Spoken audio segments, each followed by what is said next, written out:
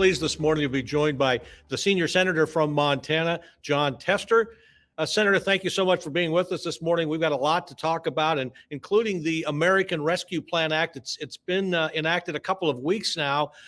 Republicans didn't come on board at all. Why do you think that this was a good thing for the country? Well, we're not through with the pandemic yet, Mike, and unfortunately, and we look forward to that time when we are. But we need to get more vaccines out there into the states, whether it's in the private sector, in the VA, for teachers, whatever it might be, to make sure that we get as many people vaccinated as possible. In fact, everybody vaccinated. So that's really number one. Number two, there's a lot of businesses, particularly in the hospitality business, that have been impacted negatively by this pandemic. Making sure those folks are able to stay alive until this pandemic passes is really important. And that's part of this bill. Making sure that local governments can continue to offer the services, whether it's police protection, fire protection, sewer and water, picking up the garbage. That's important. There's money for them. Making sure our schools, K-12 and higher education, are able to stay afloat. Important. And finally, and certainly not least, making sure our rural hospitals are able to be there to provide the services we need. Well, you mentioned the rural, and Republicans have criticized the bill, saying it's a Democratic bill. It's for the blue states. Does this bill help rural Montana, in particular, the agriculture industry? Well, it helps Montana overall in a big, big way. And I can tell you there's been a lot of dollars go out to agriculture over the last year. In fact, I've read where 40% of the farmers' income last year came from the federal government. That aside, where this really helps farmers, if you take a look at our K-12 system, and you take a look at what's cost for distance education and in-person education, it's cost a lot of extra dollars. And the fact that people are behind and they need to catch up. So there's going to be some night school and some summer school and weekend school. This bill is going to help stave off property tax increases, which I think is going to be very, very helpful to our farming community. Now, you're the chair of the Senate Veteran Affairs Committee. Is the bill $1.9 trillion? Is this going to help our veterans? Because we have a lot of them as far as our percentage is concerned. No, there's no doubt about it. There's a big portion in here for our veterans, and I made sure there was, once again, to get more vaccines into the VA, to make sure there's money for housing, to make sure there's money for retraining and education, to make sure there's money so that the veterans don't have to pay a copay that have been built up over this pandemic and cost them extra dollars, is in there. And so there's incredible relief for our veterans in vaccination and support for training. It's really important. And I might add this, the VA in Montana has done a marvelous job getting vaccines into veterans' arms. So getting more vaccines into the VA is really important.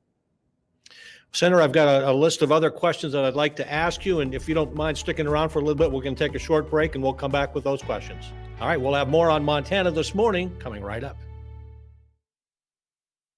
From MTN News, you're watching Montana This Morning. Welcome back to Montana This Morning. We've been visiting with Senator Jon Tester of Montana. And Senator, I want to continue our conversation.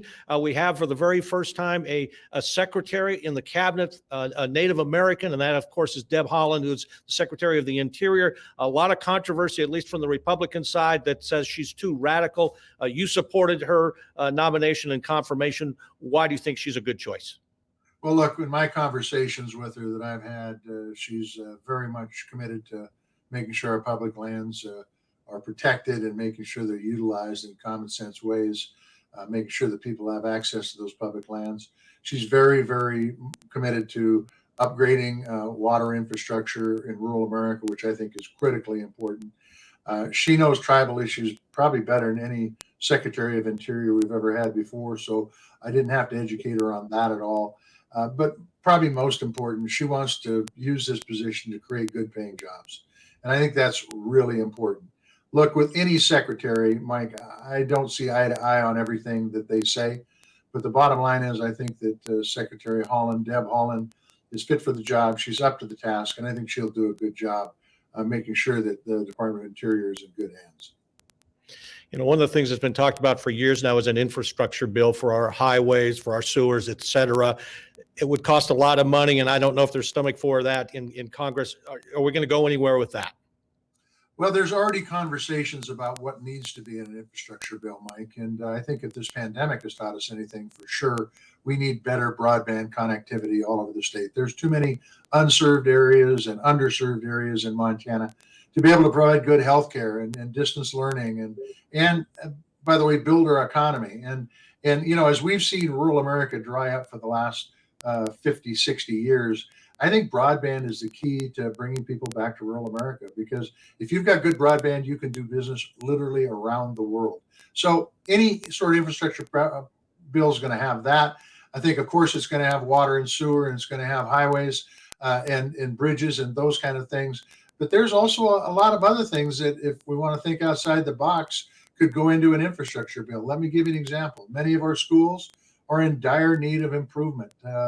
There's a lot of deferred maintenance. The same thing with our courthouses, and the list goes on and on. Our rail system, our airline system for transportation, very important. Making sure that's up to snuff. So there's going to be a lot of conversations, and I think that's healthy. Hopefully, we can have a vigorous debate on what needs to be in an infrastructure bill very, very soon, and move forward from there. All right. Well, Senator, that it concludes our time this morning. Thank you so much for cutting out a portion of the day for Montana this morning. We really appreciate hearing what you have to say. Mike, always a pleasure. Thank you very much.